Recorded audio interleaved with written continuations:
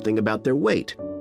This has all the features you'd expect, like a personalized diet program, but one of its most popular features is that the exercise classes are all held on the beach. People say it's far preferable to being in a gym. Finally, we offer several holidays in Morocco. One very popular one is the mountain biking holiday.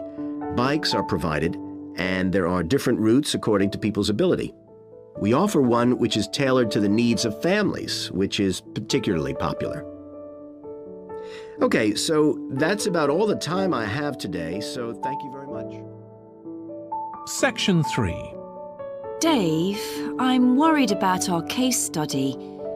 I've done a bit of reading, but I'm not sure what's involved in actually writing a case study. I missed the lecture where Dr. Baker talked us through it. OK, well, it's quite straightforward. We've got our focus. That's tourism at the Horton Castle site.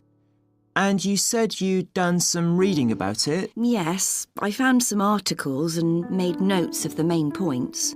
Did you remember to keep a record of where you got the information from? Sure, I know what a pain it is when you forget that. OK, so we can compare what we've read. Then we have to decide on a particular problem or need at our site. And then think about who we're going to interview to get more information. OK, so who'd that be? The people who work there? And presumably some of the tourists too? Yes, both those groups. So we'll have to go to the site to do that, I suppose. But we might also do some of our interviewing away from the site. We could even contact some people here in the city, like administrators involved in overseeing tourism. OK, so we'll need to think about our interview questions and fix times and places for the meetings. It's all going to take a lot of time. And if we can, we should ask our interviewees if they can bring along some numerical data that we can add to support our findings. And photographs? I think we have plenty of those already. But Dr. Baker also said we have to establish with our interviewees whether we can identify them in our case study or whether they want to be anonymous. Oh, I wouldn't have thought of that. OK, once we've got all this information, I suppose we have to analyse it. Yes, put it all together and choose what's relevant to the problem we're focusing on, and analyse that carefully to find out if we can identify any trends or regularities there.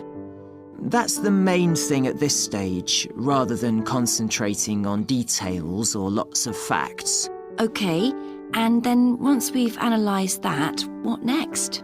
Well, then we need to think about what we do with the data we've selected to make it as clear as possible to our readers. Things like graphs or tables or charts. Right. Then the case study itself is mostly quite standard.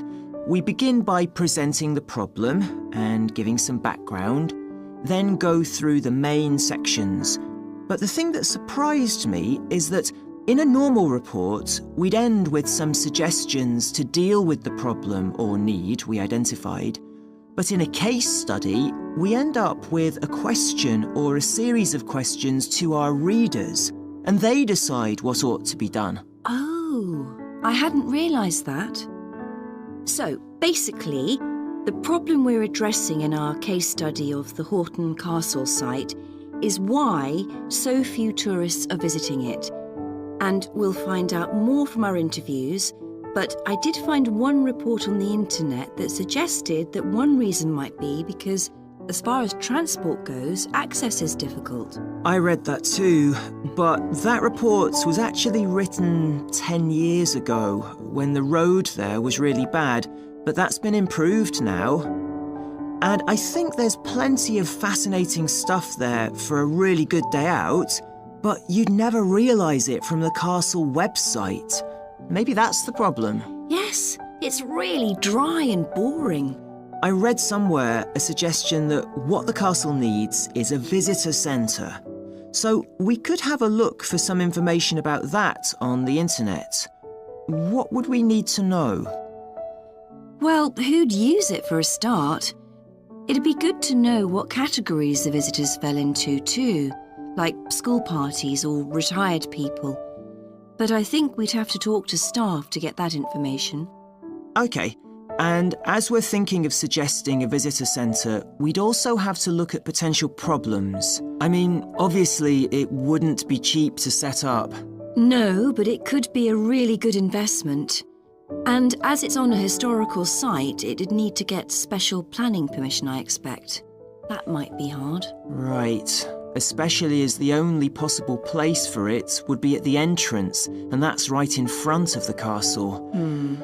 But it could be a good thing for the town of Horton. At present, it's a bit of a ghost town. Once they've left school and got any skills or qualifications, the young people all get out as fast as they can to get jobs in the city, and the only people left are children and those who've retired. Right. Something else we could investigate would be the potential damage that tourists might cause to the castle site. I mean, their environmental impact. At present, the tourists can just wander around wherever they want. But if numbers increase, there might have to be some restrictions, like sticking to marked ways. And there'd need to be guides and wardens around to make sure these are enforced. Yes, we could look at that too. OK, well, we certainly... Section 4. OK, so we've been looking at how man-made changes in our environment can affect wildlife. Now, I'll discuss a particular example. Let's take a look at mercury. Mercury's one of the 120 or so elements that make up all matter, and it has the symbol Hg. It's a shiny, silvery substance. You may have seen it in old-fashioned thermometers, but it's not used much for domestic purposes now because it's highly toxic. But the problem is that the amount of mercury in the environment's increasing. The main reason for this is the power plants used to produce electricity. The main source of energy that most of them use is still coal, and when it's burned, it releases mercury into the atmosphere. Some of this gets deposited into lakes and rivers, and if it's ingested by a fish, it's not excreted.